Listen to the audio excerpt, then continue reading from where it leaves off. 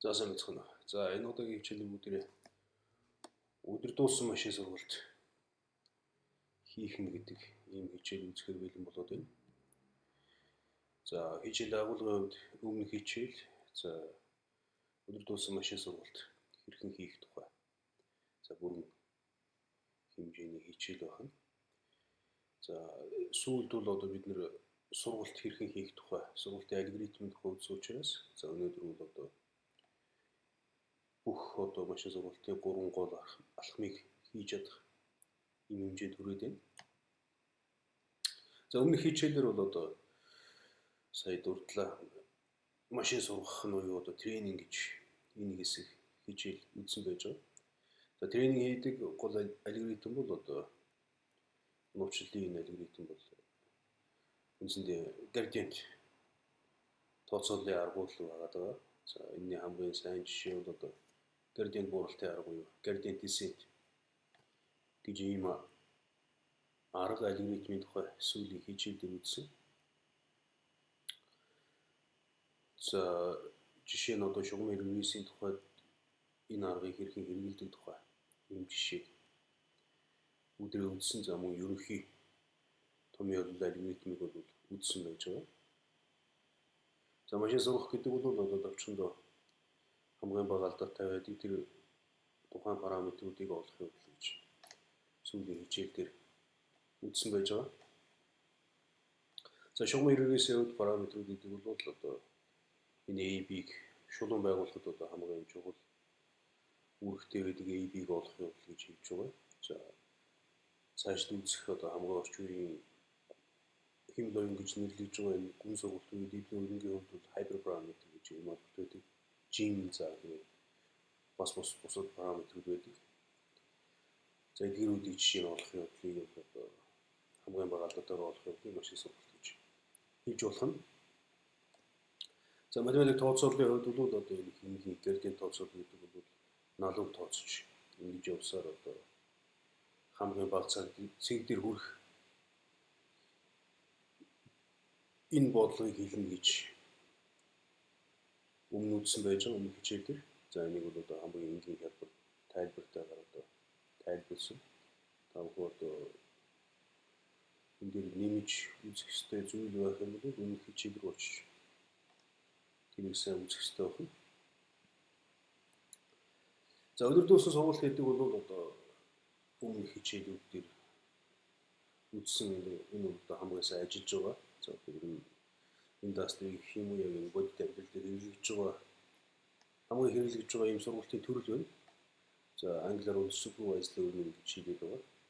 За энийг одоо монголоор хэлбэл өдөр дууссан сургалт гэж хэлээд байгаа. За энэ бол орчуулгын нэг муу. За энэс орчуулга байх гэж үгүйсэхгүй.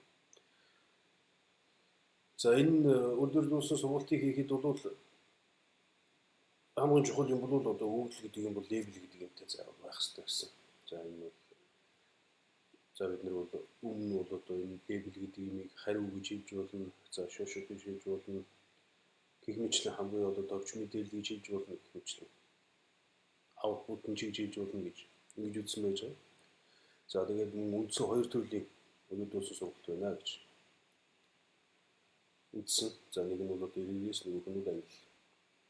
За яг бүр гүндээ одоо цаанаа бол үндсэндээ регресс хийдэг, нэг бол англи хийдэг. Ийм байх нь. За наа нь бол одоо зүсний зүйлийг юм харагдаж байгаа. Тухайн объектыг сегмент хийж маскийг нь харуулдаг. За тухайн объектыг bounding box хийж хаваа хийдэг. За тэгээд нэрлэдэг гэх мэт юм бол одоо маш гуттай сонирхолтойгоор үйлчж байна. За энэ зургийн хувьд бол ер нь бол одоо роботууд буцаад хичээл заана, роботууд хичээл заана. Ер нь бол одоо энэ сургалтыг хийхдээ бол ямар нэгэн байдлаар удирдагчтай, багштай ч гэдэг юм хийж байгаа л гэсэн ийм санаа байна. За энийг л одоо өдөр дууссан сургалт гэдэг байна. За тэр удирдагч багш гэдэг байгаа юм үндсэндээ яг үндэ бол энэ лейбл гэж юм аа л гэдэг байгаа. Ийм ойлголт байна. За өмнөх урдны хичээлүүдээр бол одоо бүгдээ машин сургалт 1 2 3 гэж ийм дор хаяжийн гол 3 алхмыг хийдгээ гэж өдөр дууссан сургалтыг хийгээд үзсэн байж байгаа. За хамгийн эхлээд бол одоо бид нэр өгдлөө бэлдэх ёстой. Сурах өгдлөө. За ингээд сурах өгдлөө бол тодорхой одоо хамгийн сайн ялгадах, танигдах шинж тэмдгээр нь задлах ёстой гэж ингэж үзсэн. За хоёрт нь бол одоо загвар буюу модель. За энэ бол одоо хамгийн чухал хэсэг. За гуравт нь бол оновчлол. За тэгээд алдааны функц. За энэ сургалтын алгоритм гэж. Ийм одоо дор хаяж гол гурван алхмыг хийнэ гэж машин сургалтын хэдүүд үзэж байгаа. За хиймэл оюун ухаантай болно. За машины хиймэл оюунтай болгоно гэдэг бол машин сургалт хийж ижил бид нэр тийм зүйлтэй болж байгаа. Орчин үеийн одоо хиймэл оюунтай болох гол аргачлал механизм бол юм байна. За өгдөл гэдэг бол хамгийн чухал зүйл. За өгдлийг бол одоо орчин үед бол их өгдлийн 909. За эндээс бол өгдөл гэдэг бол алт гэдэг гэж ярьж байгаа. За супервайз буюу одоо өдөртөөс сургалт хийхэд бол энэ лейблжүүлэх гэж одоо тухайн одоо өгдлийг лейблтэй болгоно гэдэг бол их том ажил байна. За энэ бол одоо хаасайгүй төгөөний өвчин болж байгаа юм л ажил. Одоо тухайлбал энэ техник энэ төр бол одоо зөвхөн одоо лейблжүүлэх ажил хийдэг ийм компаниуд хүртэл бие дааж байж байгаа ийм тохиолдлууд байна. За энэ Тайланд интернет гэсэн ийм компаниуд байдаг гэж ингээд сонсож байгаа. За ер нь яг одоо машин сурахын өмнө өгдөл одоо хэрэг бэлтгэдэггүй түүхий байх юм бол энэ лейблжүүлэх гэдэг бол их том ажил байдаг. За одоо сүүлдний ажилласан хиймэл оюуны төсөв дээр ихэд бол жишээ нь одоо 4 хүн тодорхой сурах өгдлийг бэлтгэхийн тулд сар ажиллаж явах жишээ нь зөвхөн лейблжүүлэхийн тулд. Тэгэхээр энэ бол үндсэндээ одоо бодит дээр үзэр ажил байдаг. За ингээд лейблжүүлсний дараа бол одоо бид нэр уламжилт програм уламжилт хиймэл оюун машин сургалтын хувьд бол future extraction буюу одоо гол ялгадах шинж тэмдгүүдээр задлах гэж нэг ийм ажил байдаг. За энэ одоо нэг гол ялгадах шинж тэмдэг болоод байхгүй байгаа тэр хэсгүүдийг орхох эсвэл одоо нэмж энэ хэсгүүдийг гаргаж ирэх гэдэг юм. Ийм бол болдог. За энэ өгдөлтэй ажиллах гэдэг бол томорон бол одоо үндсэндээ бие даасан шинжилгээ ухаан шүүх болчиход байгаа. За энэ бол data science гэж ингэж нэрлэж байгаа. За энэ бол одоо хамгийн орчин үеийн тренд болж байгаа, хөгжиж байгаа. За хамгийн өндөр цайлын хөгжиж байгаа ийм хэсэг байна.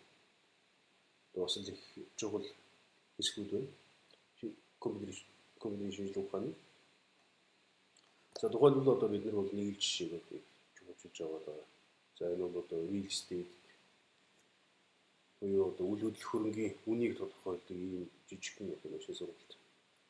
Ийм л оюун хий гэж жишээ аваад байгаа. За тухайлбал одоо бид нар бол ялгадах шинж тэмдгүүд байх нь өрөөний тоо, байршил, одоо цэцэрлэгтэй одоо хувийн өөрийн гэсэн цэцэрлэгтэй юу ч гэдэг юм. Гадна одоо докчилт гэдэг юм байдаг ч гэдэг юм.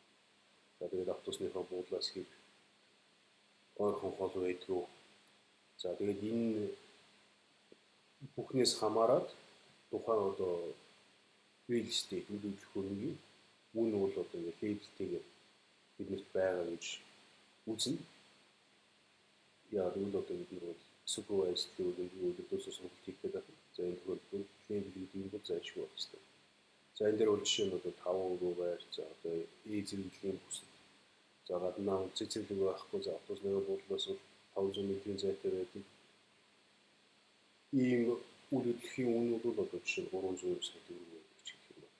За тэгээд доох жишээ бол ийм байдаг. За энэ тохиолдолд одоо дараа бол өөр бас нэг байшаа орж ирэхэд үйл хөдлөх орж ирэхэд за тэр үйл хөдлөх хөрөнгийн үнийг бол эдгээр шин чанараар нь хамгийн оновчтойгоор машин сургалт ашиглаж бидний тодорхойлох байсан. Ийм жижиг жишээ байж байгаа. За загвар гэдэг бол одоо модуль буюу одоо бас хамгийн чухал хэсэг. За орчин үеийн хэмнэл оюун хийж байгаа тохиолдолд одоо гүн сургалт буюу deep structure neural network гэж энэ загваруудыг хамгийн ашиглаж байна. За тэгээд энэ загваруудыг одоо 3 хэсгээр хуваасан. За тухайлбал одоо 1 дугаар загвар буюу одоо За энэс өмнө бол одоо энэ хүн сургалтуудаас өмнө бид нар машин сургалт уламжлалт загварууд гэж ийм загварууд байлаа. За жишээ нь одоо шугамын үеэс бидний юунд тодорхойлох гэдэг байна. Энэ бол одоо уламжлалт загваруудын нэг жишээ байна. За энэ загвар бол үндсэндээ шулууны бэхжтгэл бид нар бол шулуун байгуулах гэдэг байгаа гэж бодлоо.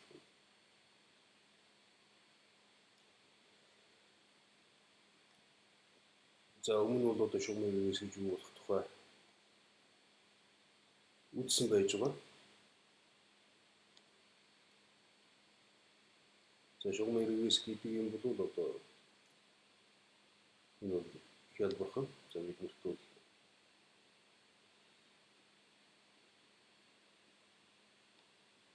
хавтгай байна. За эхний ээлжинд бол одоо хоёр хэмжээстэй. За тухайлбал одоо өрөөний тоо гэдэг ганцхан хэмжээсийг хэлбэлээ авчих. За одоо 5 өрөө яхад бол жишээ нь 3 сая гэдэг ч гэдэг.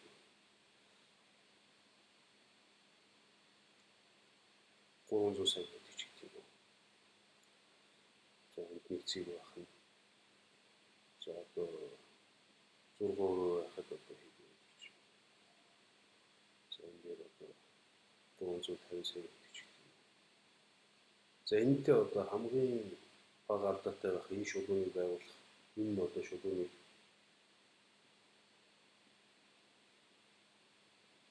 олохыг л одоо бид нэр шугам эргээс гэж шугам эргээс байгууллаа гэж хэлээд байгаа.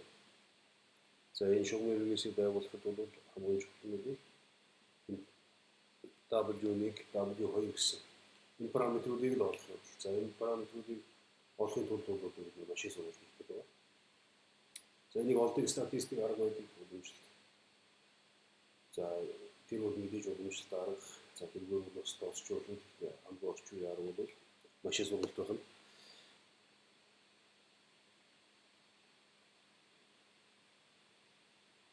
За алдаа гэдэг юм бол одоо таамаглаж байгаа шулуун за бодит байгаа үн хоёрын хооронд гарч байгаа зөрүүг алдаа гэж хэлж байгаа. Энэ алдаа нь одоо нийтдээ хамгийн бага гэсэн. Энэ бол одоо машин сургалтын гол зорилго байна. За алдааны функцлэр бол одоо хэдийгээр бас өмнө хичээлээр үзсэн байна. За тухайлбал одоо шугамын үеэс хамгийн хялбархан алдааны функц гэдэг бол MSE одоо дундаж квадратын алдааны функц гэж ийм арга байгаа гэж өмнө үзсэн. За английн хувьд бол одоо энтропи, кросс энтропи гэж одоо лог негатив лог likelihood гэж ийм одоо математик функц байдаг гэж үзсэн.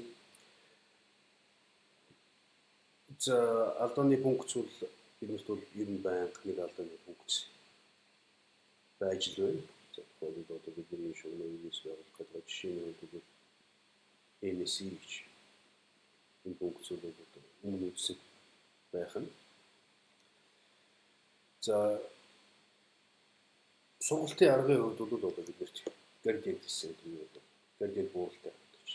За энийг бол одоо шугамын үеэс дээр хэрхэн алгоритм зохиох вэ гэж үзсэн. За gradient тооцооллын арга гэдэг бол одоо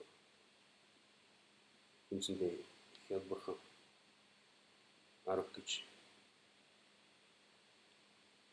бид үзсэн байж байгаа. За энэ бол одоо алдааны функцээс тухайн параметрийн уламжлал аваад за тэгээд энэ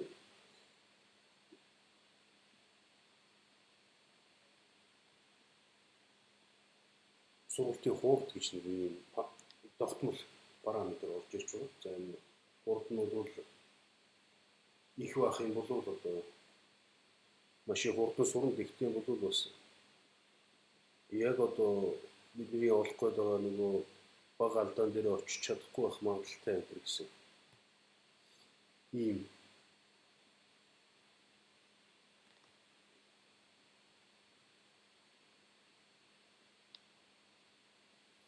тооцоолууд байдаг. За ийм зүйл байдаг. Тийм учраас бол одоо энэ сургалтын хурд гэдэг монголоор энэ learning rate гэдэг нэг болохгүй зүйл бид монголоор сургалтын хурд гэж хэлдэг байгаа. За энэ бол оновчтой байна.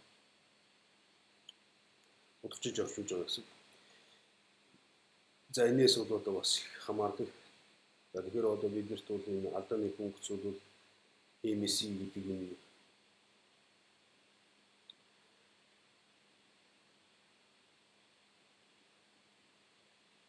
функц байгаа тохиолдолд бол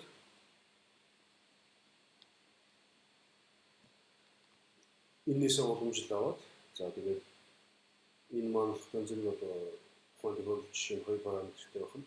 За ингээд математик энэ томьёоны математик гаргалгааг бол аль хэдийн өмнө хичээлүүдээр хийсэн. За энийг бол лаборатори дээр бол хэдүүлээ алгоритм коучд төстэй яг код бол бичих төстэй байгаа. За машин сургалтын одоо яг одоо бүтнээр нь хийх бол ийм зүйлүүдийг хийдэг байх нь одоо supervised learning буюу өдөр тутмын сургалтын үед. Тэгэхээр одоо энэ хичээлээр бол одоо бид бүх энэ хамгийн гол 3 алхмыг бол бүгдийг нь одоо үзсэн байх нь. За ингээд энэний үр дүнд бол одоо хэдийгээр supervised learning буюу өдөр тутмын сургалтын үед бол яг ч үгүй ихний ээлжинд машин сурах ийм хэмжээнд хүрсэн байна. За одохгүй лабораторийн хичээлээр бүтнээр нь машин сургаж үзье. За тухайлбал одоо хамгийн хямдхан тохиолдуулах юм шугам иргэншил тохиолдолд. За цаашлаад бол одоо энэ гүн сургалтын хийх ёстой боломжтой. За одохгүй лабораторид